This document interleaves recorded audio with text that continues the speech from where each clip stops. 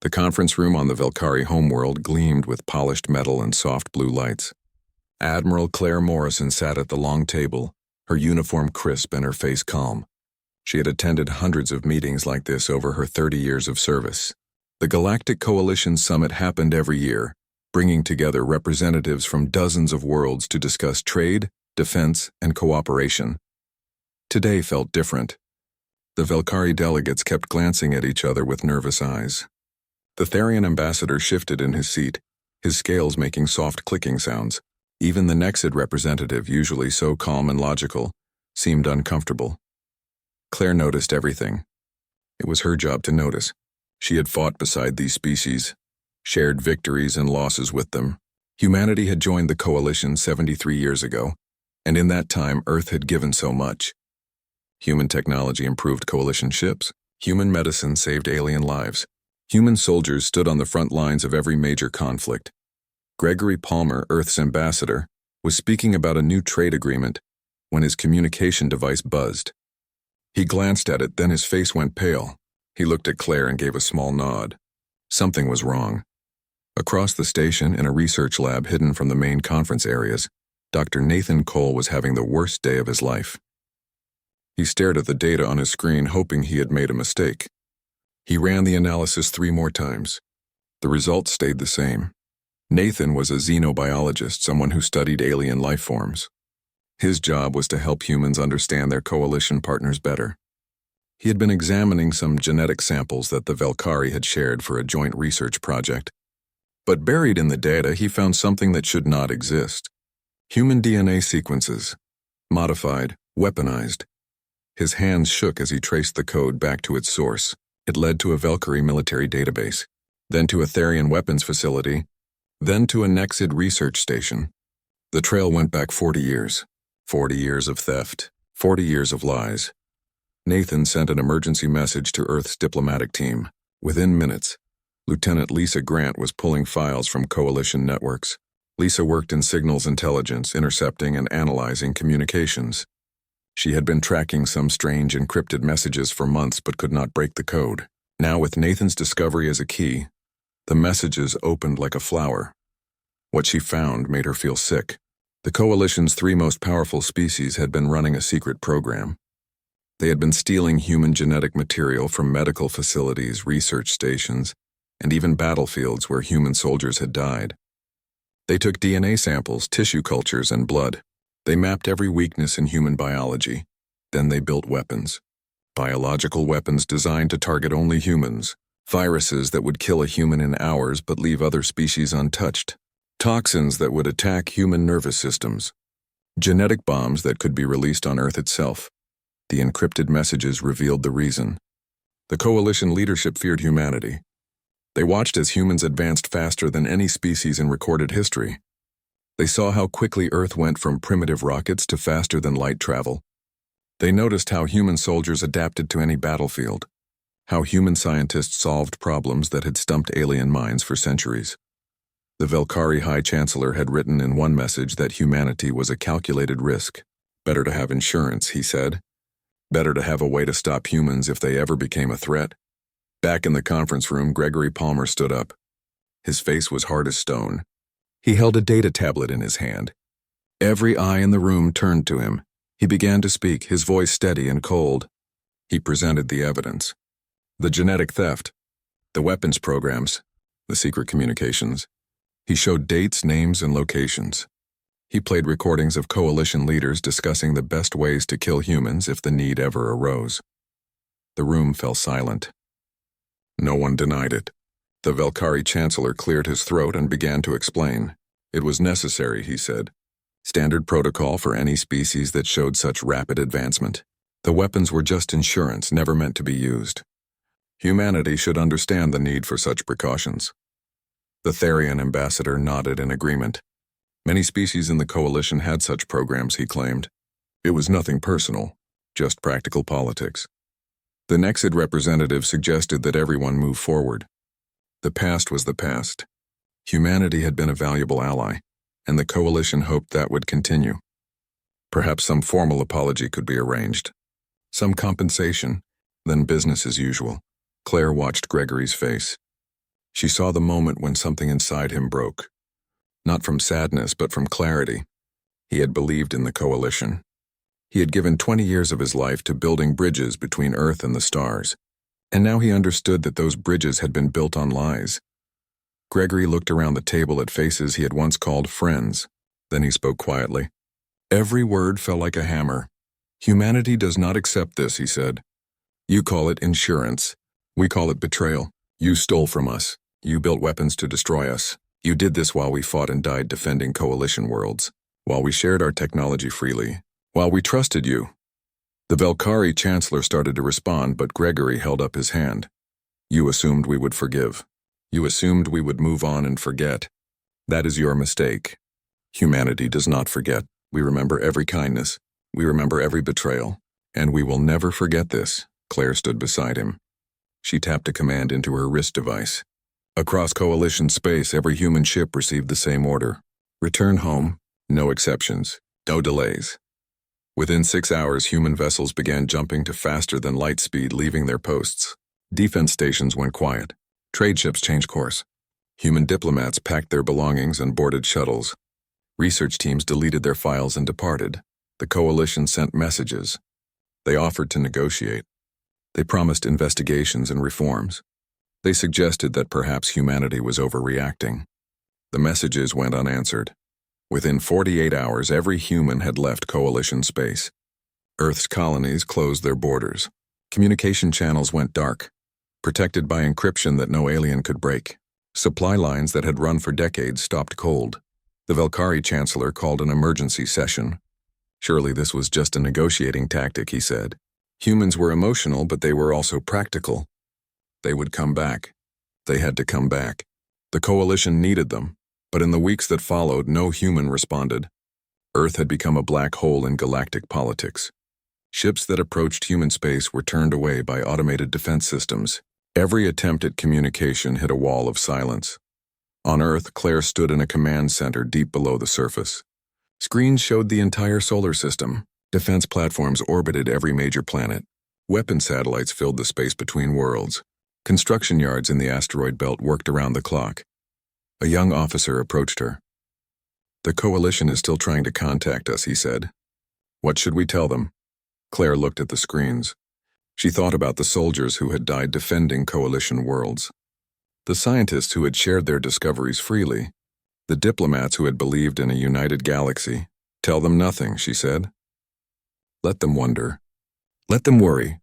They wanted to know what humanity would do if we ever became a threat. Now they are going to find out what we do when we are betrayed. The officer nodded and returned to his station. Around the command center, humans worked with quiet determination. No one shouted. No one made threats.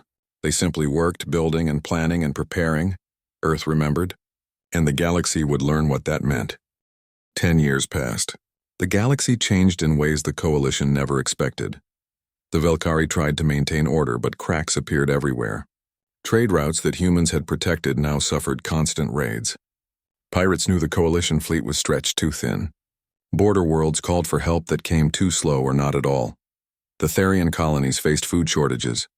For decades, they had relied on human agricultural technology. Humans had shared gene sequences that made crops grow in harsh environments. They had taught Therian farmers how to terraform difficult worlds. Without that knowledge and without replacement equipment, harvests failed.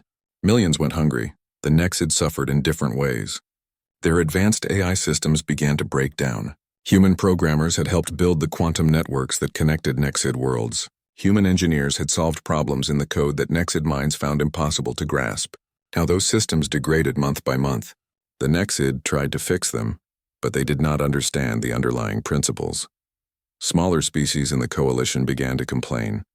The Kryn, who had always been neutral in galactic politics, demanded answers. Why had the leadership kept secrets? Why had they driven away the one species that made the coalition work? The Valkyrie Chancellor gave speeches about patience and unity, but his words rang hollow. Behind closed doors, coalition leaders admitted the truth. They had made a terrible mistake. They just did not know how to fix it. Meanwhile, humanity was far from idle. Beyond the wall of silence, Earth had transformed itself. General Marcus Webb stood in a command room carved into an asteroid in the Kuiper Belt. Around him, holographic displays showed hundreds of ships. These were not the vessels the Coalition remembered. These were something new. Marcus had spent his career studying warfare. He learned from every battle humanity fought alongside the Coalition. He noted every weakness in their tactics, every gap in their technology. When Earth withdrew, he took all that knowledge and built something better. The new fleet used quantum jump drives that made Coalition faster than light travel look like a horse cart. Ships could appear anywhere in a system instantly. No warning, no way to track them until they arrived. Defense shields bent space itself, making Coalition weapons useless. Sensors could map an entire planet from light years away. But the weapons were the real surprise. Marcus did not build planet killers or super bombs. He built precision tools. Electromagnetic pulses that could shut down a single building without harming anything around it. Gravity disruptors that could disable a ship's engines but leave the crew safe. Cyber warfare programs that could take control of any network in seconds. Humanity was not preparing for conquest. They were preparing to teach a lesson. Dr. Helen Torres led the scientific programs. She was a genius in energy physics, and the betrayal had focused her mind like a laser. She personally designed the shield technology that protected human ships. She developed medical treatments for every biological weapon the Coalition had created. She even found ways to improve on alien technology that the Coalition had considered perfect. Helen worked 20-hour days. When her assistants told her to rest, she refused. Every breakthrough brought Earth closer to safety. Every innovation made humanity stronger. She would not stop until her people were protected from every possible threat. Commander Jake Rhodes trained the new fleet's crews. He was a pilot who had flown in Coalition campaigns across a dozen worlds. He knew how aliens fought. He knew their strengths and their weaknesses. He made sure every human pilot, every gunner, every engineer understood their enemy. But Jake also taught restraint. He drilled his people on precision strikes and minimum force. The goal was not to destroy. The goal was to demonstrate that humanity could destroy if they chose to. There was a difference, and Jake made sure everyone understood it. As the 10th year approached, Lieutenant Amy Cross volunteered for a dangerous mission. She would infiltrate Coalition space and gather intelligence. No one had attempted such a thing since Earth's withdrawal. The risk was enormous. Amy was good at her job. She had spent years learning alien languages and customs. She could pass as a member of several species if she wore the right disguise and kept to shadows. She stole a small alien trader vessel and slipped across the border. What she found shocked her. The Coalition was not preparing for war with humanity. They were falling apart from within. Military bases operated at half strength. Trade stations sat empty. Entire colonies had been abandoned because the Coalition could not protect them. But Amy also discovered something darker. The bioweapons programs continued. In secret labs hidden on remote stations, Coalition scientists still worked on ways to kill humans. They had not stopped. They had not learned their lesson.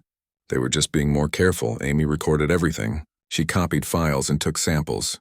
When a Valkyrie patrol almost caught her, she escaped by pretending to be a maintenance worker. Her heart pounded the entire time, but her face stayed calm.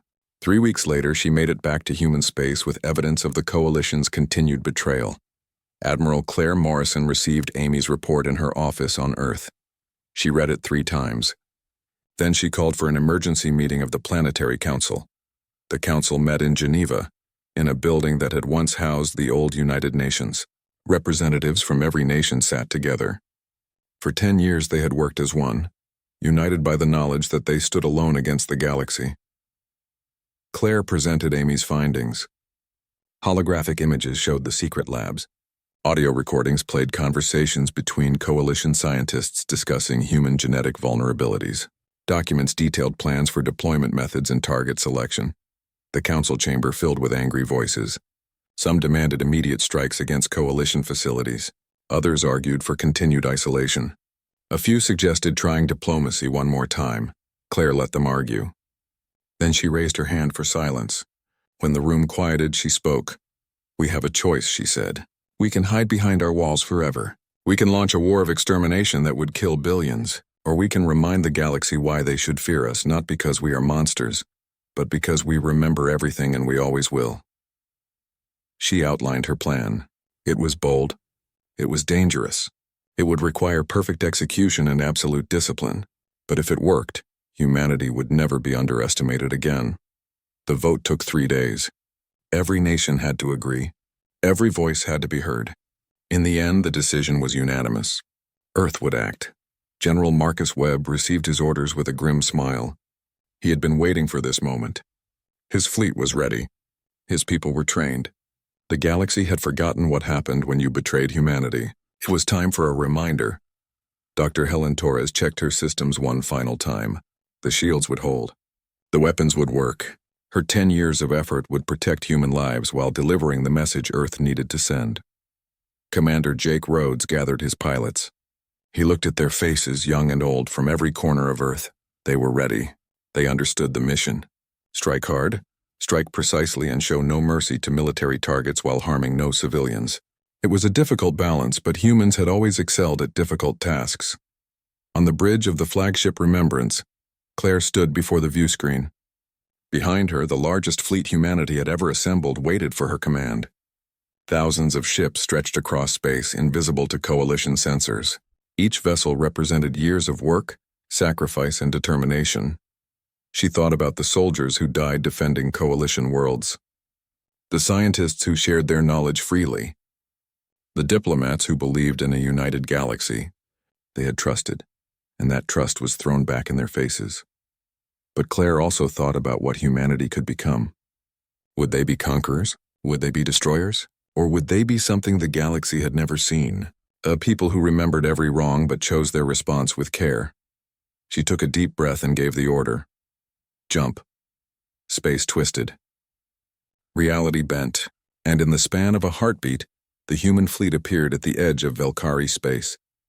The galaxy was about to learn that Earth had not spent 10 years hiding.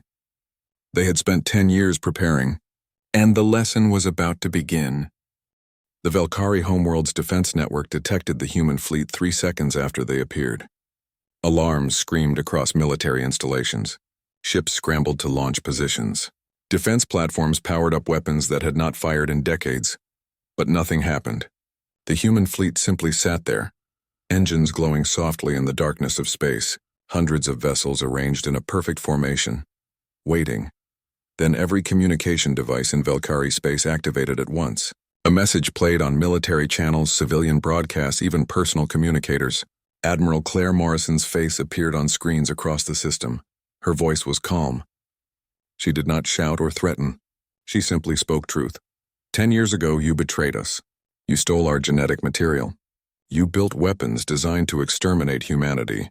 You did this while we fought and died for the coalition, while we shared our technology freely, while we called you allies. You assumed we would forgive. You assumed wrong. We have not forgotten. We will never forget. What happens next is not an invasion. It is not conquest. This is a reminder. Earth remembers everything. The message ended. For a long moment, silence filled the void. Then the human fleet moved.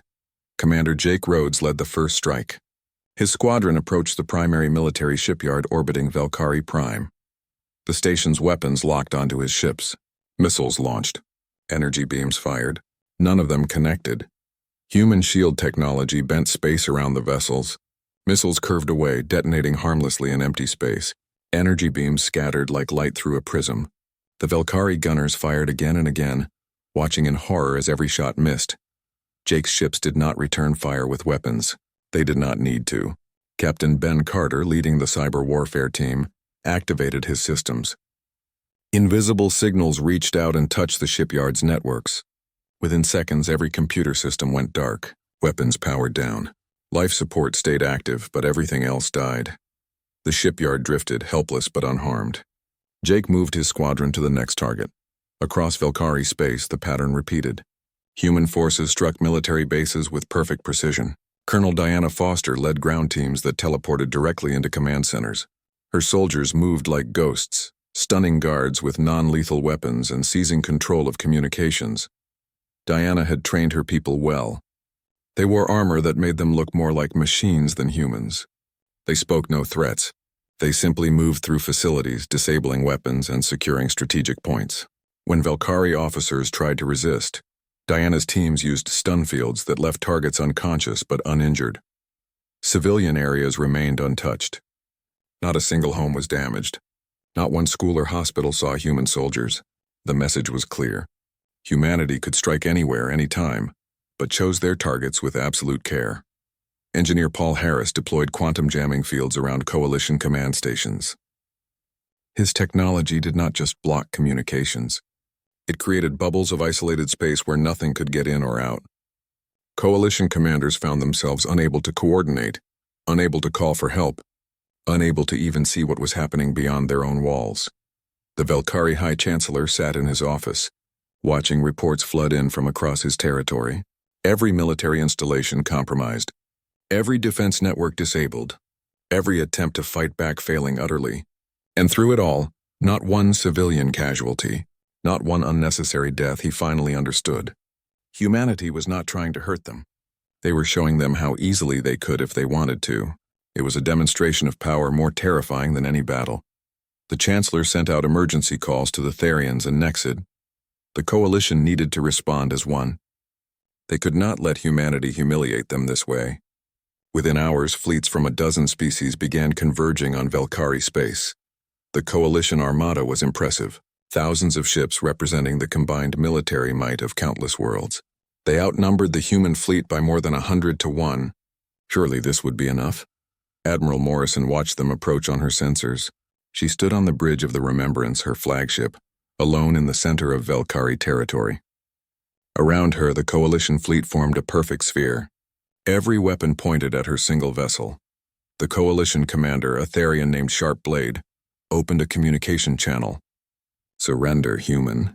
You are surrounded. Your demonstration is over. Leave our space or be destroyed." Claire smiled. It was not a happy smile. It was the smile of someone who had been waiting for exactly this moment. She responded with a single word. "No." Sharp Blade gave the order. Fire. Thousands of weapons activated at once.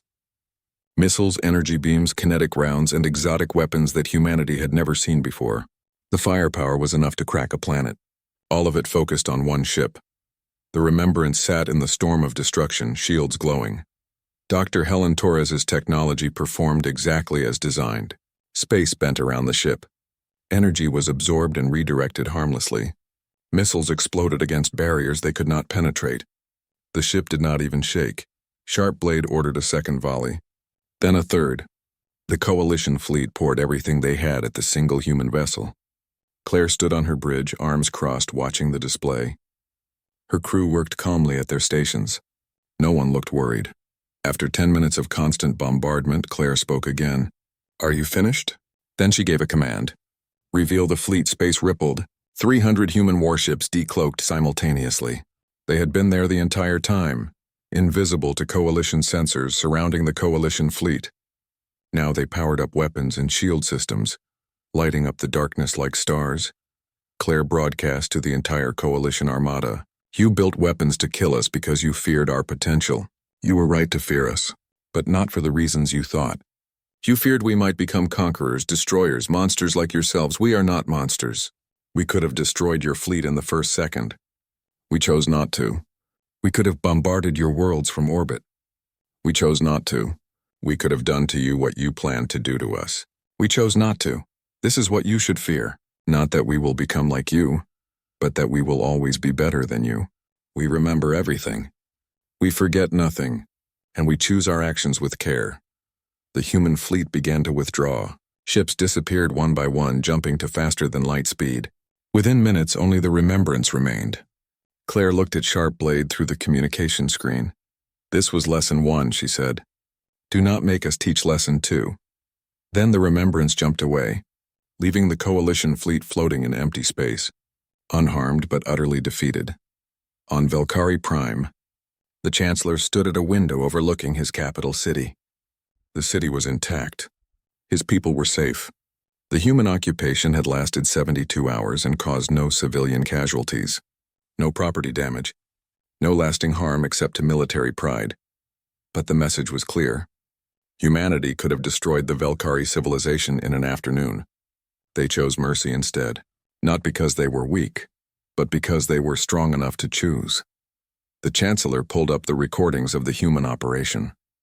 He watched Diana's soldiers moving through military bases with perfect discipline. He saw Jake's pilots flying with precision that should not be possible.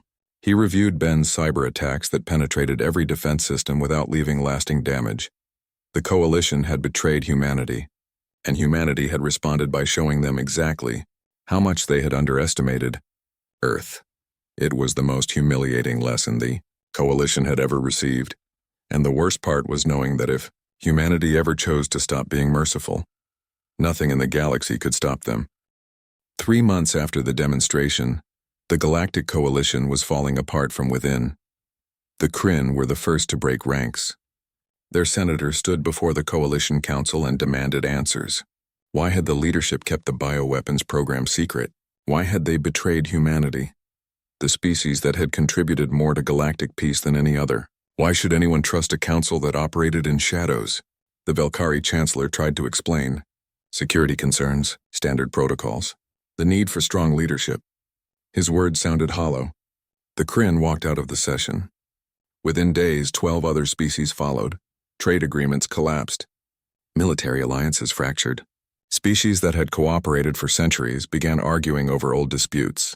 Without human mediation, without human technology to bind them together, the Coalition had nothing holding it up. Senator Victoria Price watched the chaos from Earth. She was a political analyst, someone who had spent her career studying galactic power structures. Now she saw those structures crumbling in real time. Victoria did not need to do much. She simply fed information to dissenting Coalition members. Not lies, just truth. Documents showing how the Velkhari, Therians, and Nexid had made decisions without consulting other species. Records of secret meetings and hidden agreements. Evidence that the bioweapons program was just one of many betrayals. The truth did more damage than any weapon could. Species realized they had been pawns in someone else's game. They demanded reforms. They wanted transparency. They wanted accountability. The Nexid were the first of the big three to crack. Their ambassador, a being called Three Rings Aligned, reached out through secret channels. The Nexid were practical above all else. They saw which way the wind was blowing. Three Rings met with Admiral Morrison in a neutral location, a small station at the edge of explored space. No guards, no weapons, just two beings sitting across a table. The Nexid offered a full apology. They acknowledged their role in the conspiracy. They proposed reparations, technology sharing, and a separate peace treaty with Earth. They were willing to give humanity almost anything to repair the relationship. Claire listened without expression. When Three Rings finished, she asked a simple question. Why should we trust you now? Three Rings did not hesitate. Because you demonstrated that you could destroy us but chose not to. Because you are clearly superior to us in ways we did not anticipate. Because the Nexid survive by adapting to reality. And the reality is that antagonizing humanity is suicide. Claire almost smiled at the honesty. She told Three Rings that Earth would consider their offer. But humanity was done trusting easily. The Nexid would need to prove themselves through action, not words. Meanwhile, other species started reaching out. The Solari, who had always been friendly to humans. The Fen, whose colony worlds had been defended by human soldiers. Even some Therian factions who disagreed with their government's actions. Each one wanted to establish relations separate from the Coalition. Ambassador Karen White became Earth's voice in these negotiations. She was a career diplomat with 30 years of experience. Karen had believed in the Coalition once. The betrayal had hurt her deeply, but she also understood that not every alien species was guilty. Karen made Earth's position clear in every meeting. Humanity wanted peace but demanded respect. They would engage in limited trade with species that showed genuine change. They would share defensive technology with those who proved trustworthy. But full reconciliation required real reforms. First, all bioweapons programs had to be dismantled. Not just paused or hidden better. Completely destroyed. Human inspectors would verify this personally. Second, the Coalition Council needed restructuring. No more secret programs. No more shadow governments. Constitutional reforms that guaranteed transparency and equal representation for all member species. Third, technology sharing had to become mutual. The Coalition could not just take human innovations anymore. They had to open their own research to human scientists. True partnership or nothing. Some species agreed immediately. Others hesitated. The Velkari and Therian leadership refused outright. They had too much pride to accept such terms. Lieutenant Sam Parker led reconnaissance teams watching coalition military movements.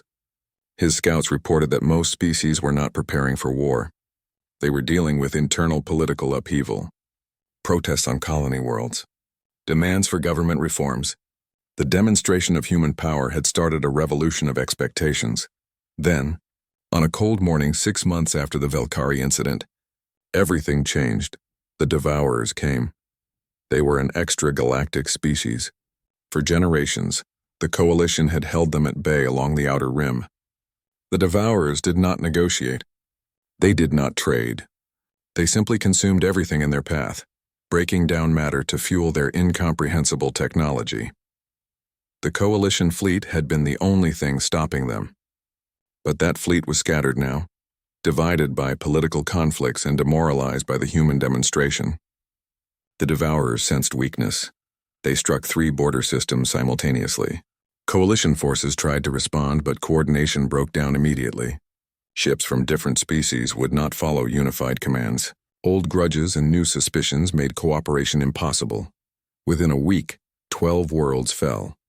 Billions died. The Devourers advanced deeper into Coalition space, consuming everything. Planets were stripped of resources. Space stations were torn apart. Entire civilizations disappeared. The Coalition tried to mount a defense. They assembled what remained of their military might. But without human tactical coordination, without human technology to bridge gaps between different species systems, the fleet was a collection of individual ships rather than a unified force. The Velkari Chancellor watched the disaster unfold from his command center. He saw the casualty reports climbing. He heard the desperate calls from colony worlds begging for help that could not arrive in time. He knew the Coalition was going to lose. For days he tried to find another option. Any option, but the truth was inescapable. The Coalition needed help. They needed humanity. The Chancellor sat alone in his office and composed a message. It was the hardest thing he had ever written.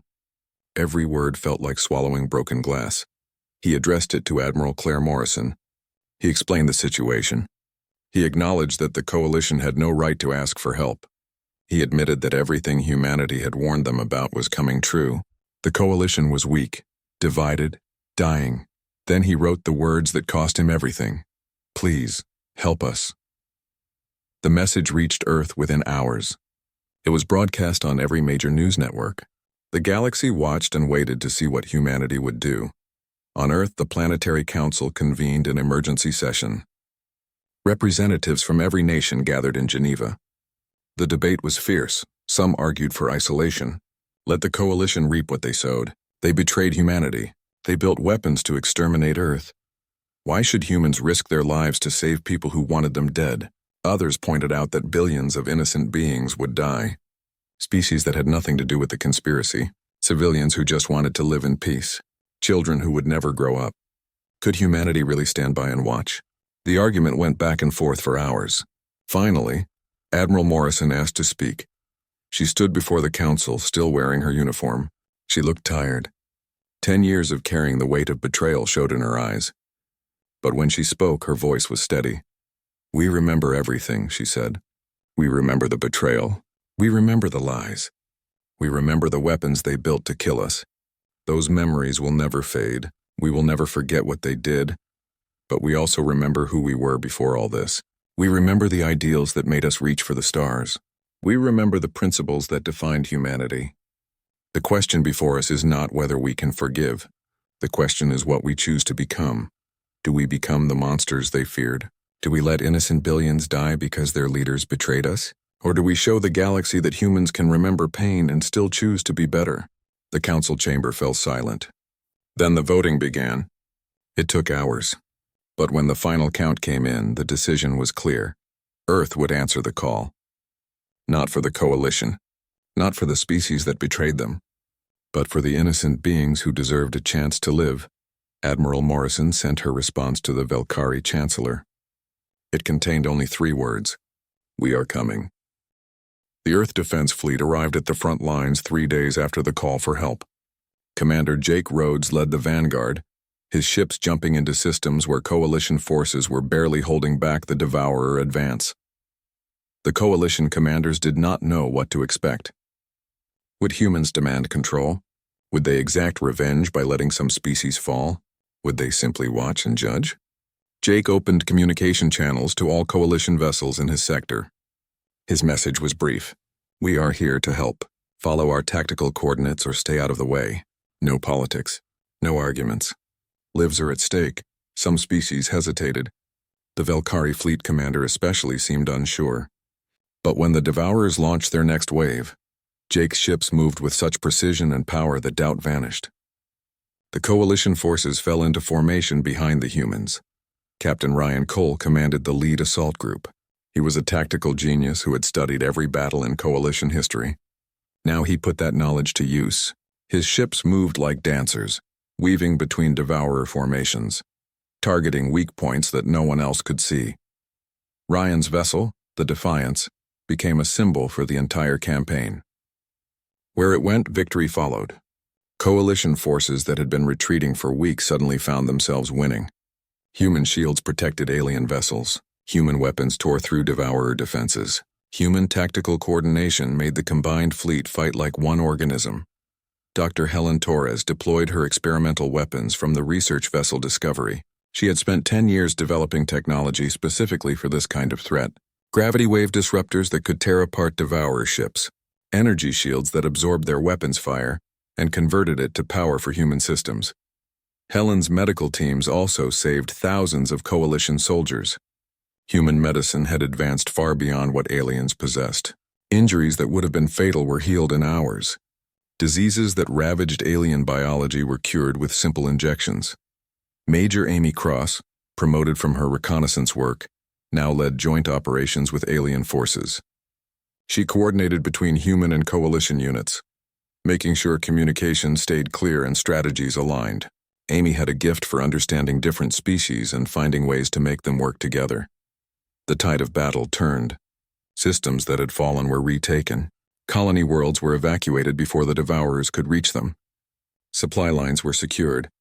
Week by week, the front lines pushed back toward the Galactic Rim, but the turning point came during the battle for the Arkan system. Arkan was a major Coalition hub, home to 15 billion beings from a dozen species. If it fell, the entire sector would collapse. The Devourers knew this and threw everything they had at it. The Coalition fleet made its stand in orbit around Arkan Prime. The Velkari flagship Pride of Worlds anchored the defensive line. Around it, ships from 20 species formed a protective barrier. It was the first time the Coalition had truly united since the human demonstration. The Devourers attacked in overwhelming numbers. Their ships moved like a swarm, individual vessels acting as parts of a greater intelligence. They surrounded the Coalition fleet and began to squeeze. Ships exploded. Defense platforms fell. The Pride of Worlds took hit after hit, its shields failing. The Velkari Chancellor himself was aboard the flagship. He had insisted on being present for the defense of Arkan. Now he watched from the bridge as his ship's systems failed one by one. Escape pods launched, carrying his crew to safety, but the Chancellor stayed at his post. Admiral Claire Morrison watched the battle from the Remembrance. Her ship was in the rear, coordinating fleet movements across multiple systems. She saw the Pride of Worlds surrounded. She saw the Chancellor's refusal to abandon ship. She saw the moment when the Velkari flagship would fall. Claire made a decision. She ordered the Remembrance forward at maximum speed. Her officers protested. The flagship was too valuable to risk in direct combat. But Claire overrode them. Sometimes leadership meant taking the risk yourself. The Remembrance jumped directly into the heart of the Devourer formation. Human shields flared as thousands of weapons struck simultaneously. The ship shuddered but held. Claire positioned her vessel between the Pride of Worlds and the enemy, drawing fire away from the crippled Velkari flagship. The Devourers redirected their entire assault force toward the Remembrance. It was exactly what Claire wanted. Commander Rhodes and Captain Cole led their squadrons in a flanking attack, catching the enemy formation exposed. The Devourers tried to respond, but they had committed everything to destroying the human flagship. The Remembrance's shields held. Barely. Dr. Torres's technology was being pushed to its absolute limits. The ship's structure groaned under the assault. But it did not break. From the bridge of the Pride of Worlds, the Velkari Chancellor watched in amazement. A single human ship was taking fire meant to destroy his entire fleet, and it was surviving. More than surviving, it was protecting him. The Chancellor had spent the last 10 years understanding what he had done wrong. He had betrayed the one species that would have stood by the Coalition through anything. He had built weapons against the only people who genuinely wanted peace. And now, despite everything, they were saving him. The human counterattack broke the Devourer formation. Enemy ships began withdrawing, unable to sustain their losses. The battle for Arkan was won. 15 billion lives were saved. And the Chancellor understood, truly understood what he had thrown away when he betrayed Earth. The war continued for 3 more months. Human and Coalition forces fought side by side, pushing the Devourers back to the galactic rim. Defensive stations were rebuilt. Early warning systems were established. The threat was contained. When it was over, the galaxy had changed. The old Coalition Council was dissolved. Species that had operated in the shadows were exposed and removed from power. New leaders took their places, chosen by transparent elections. The Velkari Chancellor stepped down from his position. Before he left office, he personally traveled to Earth. He did not go to the gleaming diplomatic halls. He went to a memorial garden in Geneva, where the names of every human who died believing in the Coalition were carved in stone. The Chancellor stood before those names and delivered a speech broadcast across all of human space. He spoke without notes, his voice heavy with emotion. We assumed you would forgive because we could not imagine you would remember so clearly. We thought the past could be buried under apologies and negotiations. We were wrong. You remembered everything, every betrayal, every lie, every weapon we built to destroy you. But you also remembered your principles, your compassion, your capacity for mercy. When we called for help, you came, not because you forgave us, not because you forgot what we did. You came because you chose to be better than we were. You taught us that remembering does not mean revenge. That strength is not about destruction. That true power is in choosing how to use your memories. We will spend generations earning back your trust. We may never fully succeed, but we will try because you showed us what we should aspire to be. The speech ended. The Chancellor bowed to the memorial and left. He would spend the rest of his life working for reform in his government, trying to build something worthy of the lesson humanity had taught. Admiral Claire Morrison stood on the observation deck of the Remembrance, looking out at Earth. The planet glowed blue and green in the darkness. Home. Safe. Protected not just by weapons and shields, but by the memory of who humanity chose to be. Commander Rhodes joined her. Do you think they learned? He asked. Some have, Claire replied. Some never will. But that is not what matters, then what does? That we remember who we are. Not just what was done to us, but what we choose to do with that memory. The galaxy will always remember the day we showed them our power. But I want them to also remember the day we showed them our mercy. Claire pulled up an image on the wall screen. It showed Earth's new emblem for the Reformed Coalition. 2 hands clasped in alliance. Beneath them, written in dozens of languages, both human and alien, a simple phrase: we remember, we endure, we choose. Years later, the events became known as the Remembrance War. Not for the battles, though those were studied in military academies across the galaxy. Not for the technology, though human innovations revolutionized every field. The war was remembered for the lesson it taught. Young cadets from 1,000 species learned about Admiral Morrison's decision to save the Velkari flagship. They studied Commander Rhodes's tactics. They analyzed Ambassador White's diplomatic framework. They examined Dr. Torres's revolutionary technology. But most importantly, they learned this. Humanity was betrayed. Humanity remembered. But when the moment came, they did not let that memory control them. They used it to build something better. Philosophers debated what it meant. Politicians studied the implications. Artists created works exploring the themes. The galaxy had assumed humans would either forgive and forget, or seek revenge and destruction. Humanity did neither. They chose a third path. They remembered everything. They forgot nothing. But they decided that their memories would be a foundation for building peace, not a justification for endless war. It was a choice no other species had ever made on such a scale. The new coalition flourished. Trade expanded. Technology advanced. Species that had been enemies for centuries found common ground. Human mediators helped resolve conflicts that had lasted generations. Human scientists collaborated on projects that benefited everyone. Human soldiers trained coalition forces in tactics that emphasized protecting civilians and minimizing casualties. Earth did not dominate the new order. Humanity insisted on equality. Every species had a voice. Every world had representation. Decisions were made in the open with full transparency. It was messy and slow and sometimes frustrating, but it worked. On the 10th anniversary of the Remembrance War, dignitaries from across the galaxy gathered on Earth. They came to Geneva, to the memorial garden where the Chancellor had delivered his apology. New names had been added to the stone: humans who died fighting the Devourers, humans who died in accidents during the Reconstruction, humans who gave their lives for the new peace. Admiral Morrison gave the closing speech. She was older now, her hair gray, her face lined with years of service, but her eyes were still sharp, her voice still steady. "We gather here to remember," she said. "We remember those who died believing in an ideal that was betrayed. We remember those who died fighting to save beings who once wanted us dead. We remember the pain, the anger, the desire for revenge that we all felt. But we also remember our choice. We chose to help when help was needed. We chose to build when destruction would have been easier. We chose to be better than our pain demanded. To all the species here today, I say this: Earth has not forgotten what was done to us. We never will. Those memories are part of who we are. But they do not control us. We control them. We decide what our past means for our future. That is the real lesson.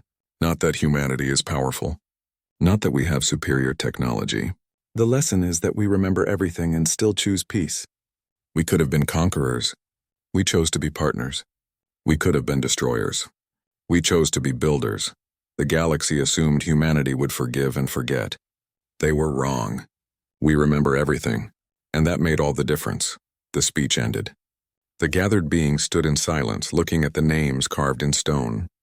Names of humans who believed in something better. Who fought for it. Who died for it. And who in the end helped create it. Earth remembered.